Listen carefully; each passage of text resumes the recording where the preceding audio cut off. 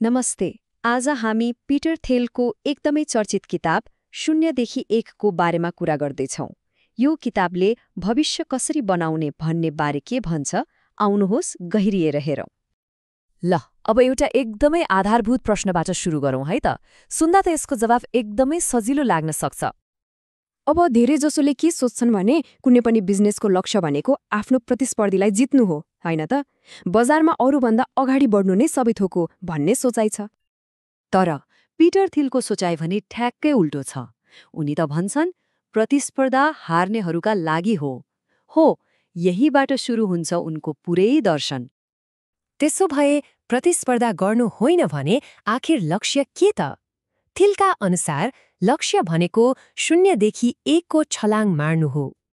अब यो 0देखि 1 भनेको के हो त? यो भनेको केही बिल्कुलै नयाँ कुराको सृजना गर्नु हो। थिल यसलाई प्रविधि भन्छन्।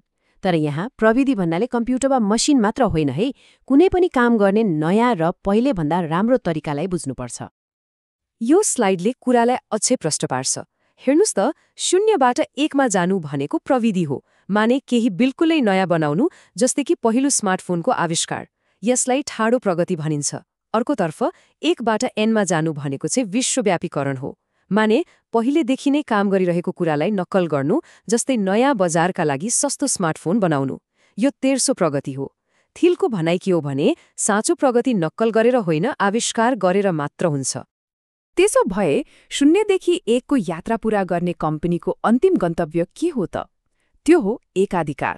तर यो हामीले सोचे जस्तो नराम्रो एकाधिकार होइन, यसलाई थिल रचनात्मक एकाधिकार भन्छन्। उनको यो भनाइले सबै कुरा प्रष्ट पार्छ। सबै सफल कम्पनीहरू फरक हुन्छन्, किनभने प्रत्येकले एउटा छुट्टै समस्या समाधान गरेर एकाधिकार कमाउँछ। तर सबै असफल कम्पनीहरू उस्तै हुन्छन्, किनभने तिनीहरू प्रतिस्पर्धाबाट बाहिर निस्कनै सकेनन्। मतलब सफलताको रहस्य प्रतिस्पर्धामा होइन, अद्वितीय सृजनामा लुकेको हुन्छ। अब यस्तो एकाधिकार त्यत्तिकै बन्दैन। यसका 4वटा मुख्य आधार स्तम्भहरू हुन्छन्। पहिलो, स्वामित्वको प्रविधि, माने अरूको भन्दा कम्तीमा 10 गुणा राम्रो हुनु पर्यो। दोस्रो, नेटवर्क इफेक्ट, जति धेरै प्रयोगकर्ता त्यति नै धेरै फाइदा। तेस्रो, इकोनोमिज अफ स्केल, कम्पनी जति ठूलो भयो त्यति नै बलियो हुँदै जान्छ। र चौथो, बलियो ब्रान्डिङ, एउटा यस्तो पहिचान जो अरूभन्दा बिल्कुलै फरक छ। हामीले सधैँ फर्स्ट मुभर एडभान्टेजको कुरा सुन्छौं, होइन त? मतलब बजारमा जो पहिलो आयो उसैले जित्छ। तर थिलको तर्क ठ्याक्कै उल्टो छ। उनी भन्छन् पहिलो हुनुभन्दा महत्त्वपूर्ण अन्तिम प्रस्तावक हुनु हो।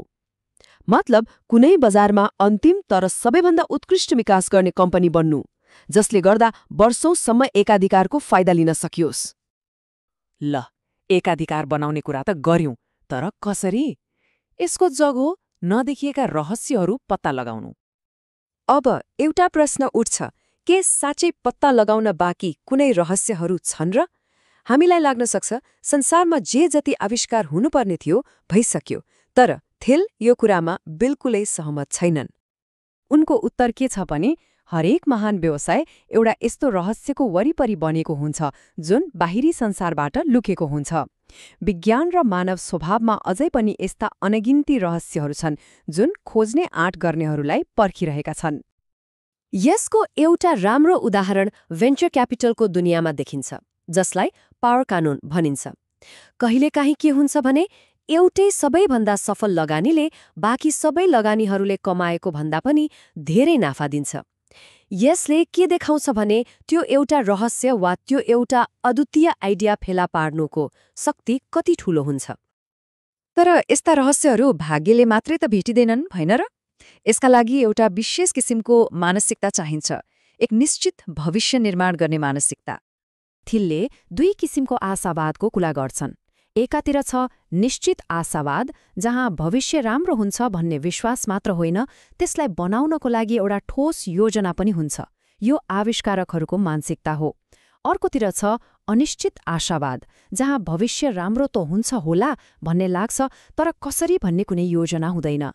थिलको चिन्ता के हो भने आजको समाज यही अनिश्चित आशावादमा फँसेको छ, जसले गर्दा नयाँ आविष्कारको सट्टा पुरानै कुराहरू दोहोरिरहिरहेका छन्।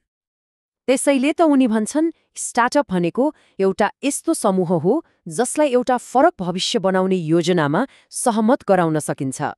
मतलब केही नयाँ बनाउनका लागि सबैभन्दा महत्त्वपूर्ण कुरा नै एउटा साझा र निश्चित योजनामा भएको विश्वास हो। र अन्तमा यो किताबले एउटा अन्तिम तर सबैभन्दा शक्तिशाली चुनौती प्रस्तुत गर्छ। त्यो के हो भने त्यो कुन महत्त्वपूर्ण सत्य हो जसमा एकदमै थोरै मानिसहरू मात्र सहमत छन्। थिलले यो प्रश्न प्राय आफ्नो अन्तर्वार्तामा सोध्छन्, किनकि यो प्रश्नको एउटा राम्रो जवाफ नै त्यो रहस्य हो जसले शून्यबाट एकतर्फको यात्राको ढोका खोल्न सक्छ।